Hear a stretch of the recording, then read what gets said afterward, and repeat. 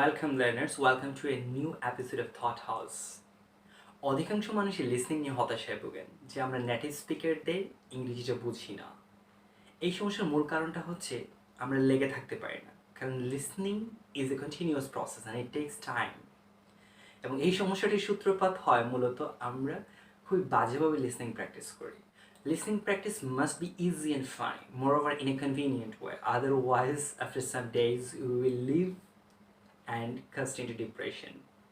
তো সেই ডিপ্রেশনকে এড়িয়ে কীভাবে সিম্পল এবং স্মার্ট ওয়েতে লিসনিং স্কিলকে ইমপ্রুভ করা যায় সেটা নিয়ে আজকে কথা বলবো। So let's start.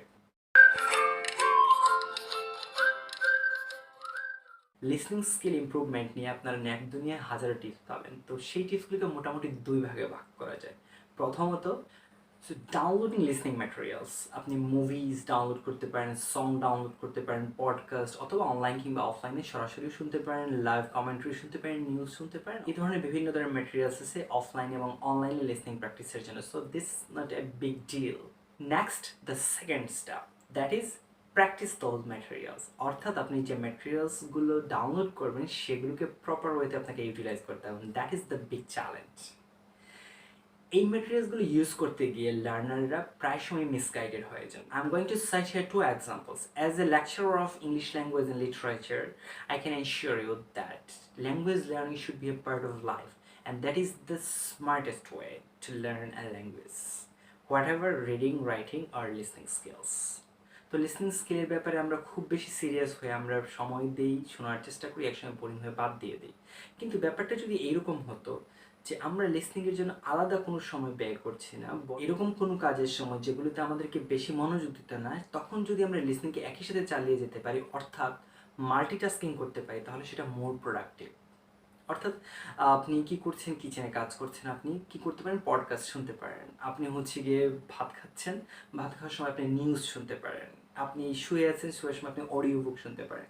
So it's the smartest way two practice listening, not in the table. অর্থাৎ টেবিলে বসে সিরিয়াস হয়ে লিসনিং প্র্যাকটিসের চেয়ে মাল্টিটাস্কিং ওয়েতে আপনি যদি লিসনিং প্র্যাকটিস করেন সেটা মোর প্রোডাক্টিভ। দ্বিতীয় একটি রং স্ট্র্যাটেজি অনেকেই বলে থাকেন মুভি দেখার জন্য, কিন্তু আমার কাছে ব্যক্তিগতভাবে মনে হয় মুভি দেখাটা খুব একটা প্রোডাক্টিভ না। কারণ মুভিতে 50% to 60% কী থাকে, ডায়লগগুলো থাকে, বাকি সময়গুলোতে বিভিন্ন ধরনের চেজিং, মারামারি এবং অন্যান্য অ্যানিমেশন থাকে, যেগুলো থেকে লিসনিংয়ে খুব বেশি প্রোডাক্টিভ জিনিস আমি পাই না। তার চেয়েও বড় ব্যাপার হচ্ছে মুভি দেখার সময় আমাদের আইটা অনেক বেশি এফেক্টিভ থাকে দ্যান ইয়ার, এবং সেই কারণে আমরা হচ্ছে দৃশ্যের দিকে বেশি মনোযোগ দিই, ফোকাস থাকি শোনার চেয়ে। Let's think in a smart way. আমি অন্য সব কিছু বাদ দিয়েও আমি শুধু যদি ব্রেকফাস্ট, লাঞ্চ এবং ডিনার এই তিনটের সময়ও যদি আমি প্রতিদিন 10 মিনিট করেও যদি লিসনিং প্র্যাকটিস করি, পুরো বছর শেষে আমার সময়টি দাঁড়াবে 10,950 minute. It's a huge time. এই পরিমাণ যদি আপনি কি ডায়লগ মুভিতে শুনতে চান, তাহলে আপনাকে প্রতি সপ্তাহে 4টা করে মুভি দেখতে হবে পুরো বছর। Just imagine. এতক্ষণ আমি যা বললাম সেটি থেকে প্রতীয়মান হয় যে আমরা প্রায়শই লিসনিং প্র্যাকটিসে আনস্মার্ট ওয়ে ফলো করি।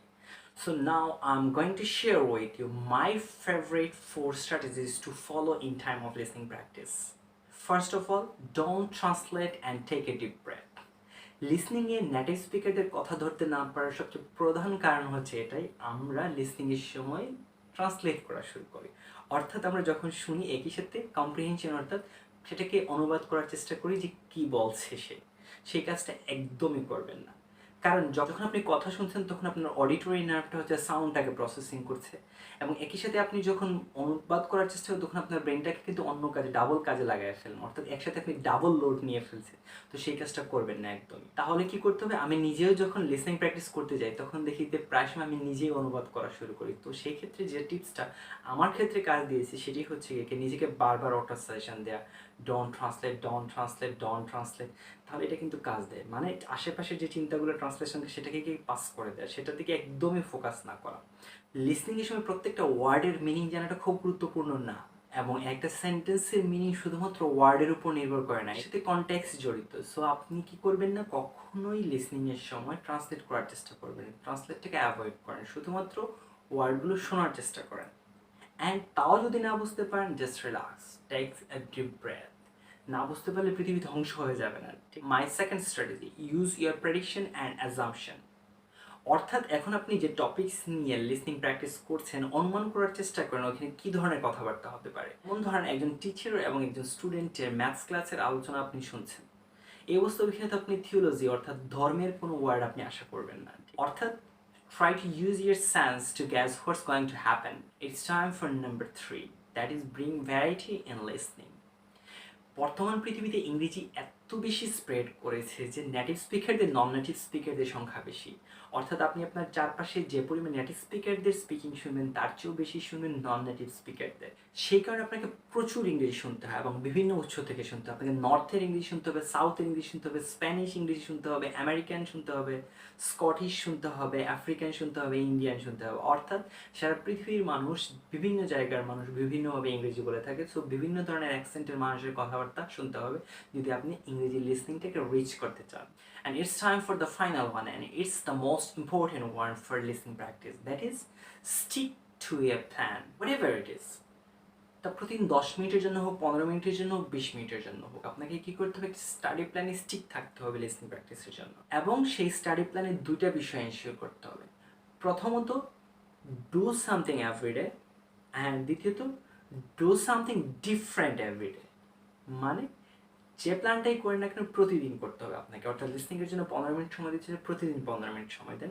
20 মিনিট সময় দিচ্ছে, প্রতিদিন 20 মিনিট সময় দেন। এবং ডু সামথিং ডিফারেন্ট এভরিডে। এটার মানে কি, প্রতিদিন আমি একই কাজ করবো না। ওই যে শুরুতে যেটা বলেছিলাম, language learning must B A fun and in a convenient way. So প্রথম দিন যদি আমি কি নিউজ শুনি কিংবা কমেন্ট্রি শুনি, পরের দিন হচ্ছে আমি কী করবো, একটা বই থেকে এক্সারসাইজ করতে পারি। তারপরের দিন আমি পডকাস্ট শুনতে পারি। তারপরের দিন আমি হচ্ছে একটা সং শুনতে পারি। তারপরের দিন আমি একটা মুভি দেখতে পারি।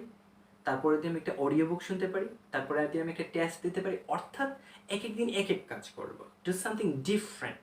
So do something every day and do something different every day. So that are the secret of improving listening skill rapidly. এখন আপনারা আজ করতে পারেন এই লিসনিং ম্যাটেরিয়ালসগুলো কোথায় পাওয়া যাবে। It's very simple to solve. Definitely অনলাইনে আপনারা পেয়ে যাবেন ম্যাটেরিয়ালসগুলো। এখন কোন ম্যাটেরিয়ালসটা আপনার জন্য পারফেক্ট সেটা বুঝবেন কীভাবে। কোনো একটা ম্যাটেরিয়ালস নেওয়ার পরে আপনি যদি দেখেন তার 50%-এর উপর আপনি কম্প্রিহেন্স করতে পারছেন, তার মানে আপনার এটা আপনার জন্য। কিন্তু যদি দেখেন 50%-এর চেয়ে কম চলে আসছে, তার মানে এটা আপনার জন্য খুবই টাফ। আবার যদি দেখেন 90%-এর উপরে চলে গেছে, তার মানে এটা আপনার জন্য খুবই ইজি হয়ে গেছে। So that's all from my part to improve listening skill in a smart way. আপনাদের যদি এর চেয়ে ভালো ভালো কোনো টিপস জানা থাকে তাহলে ডেফিনেটলি সেগুলো শেয়ার করবেন কমেন্ট বক্সে। Wish you good luck, stay safe and sound with your near and dear ones. Hope to see you soon. Till then,